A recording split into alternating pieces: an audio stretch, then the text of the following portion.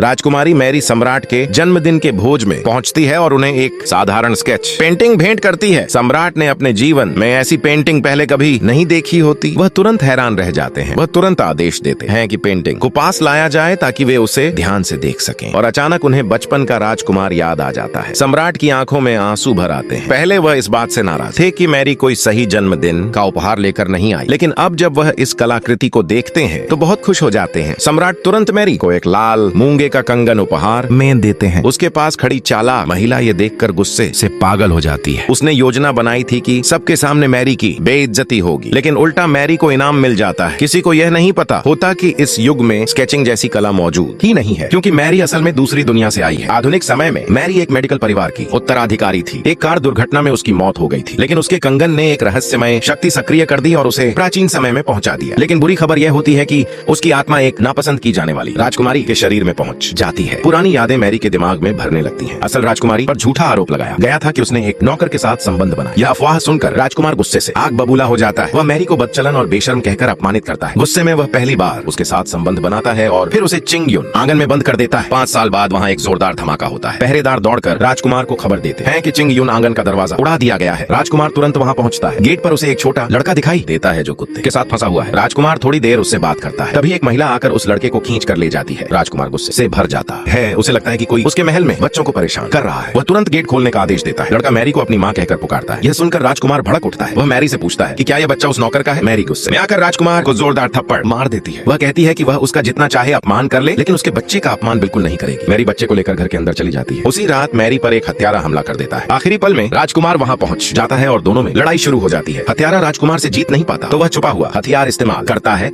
और मैरी पर जहरीला तीर चला देता है। राजकुमार मैरी के सामने कूद जाता है और तीर उसके हाथ में लग जाता है। तीर जहरीला होता है और कुछ ही पलों में राजकुमार बेहोश हो जाता है। मैरी साबित कर देती है कि वह सच में एक मेडिकल वारिस है। वह तुरंत जहर निकाल देती है और उसकी जान बचा लेती है। मैरी समझ जाती है कि यह हमला उसी चालाक महिला ने करवाया है। किस्मत से हत्यारा पकड़ लिया जाता है, लेकिन कड़ी यातनाओं के बाद भी वह कुछ नहीं बताता। फिर वही चालाक महिला राजकुमार से मिलने आती है। वह दिखावा करती है कि उसे राजकुमार की चोट की चिंता है, लेकिन असल में वह उसे चेतावनी देने आई होती है।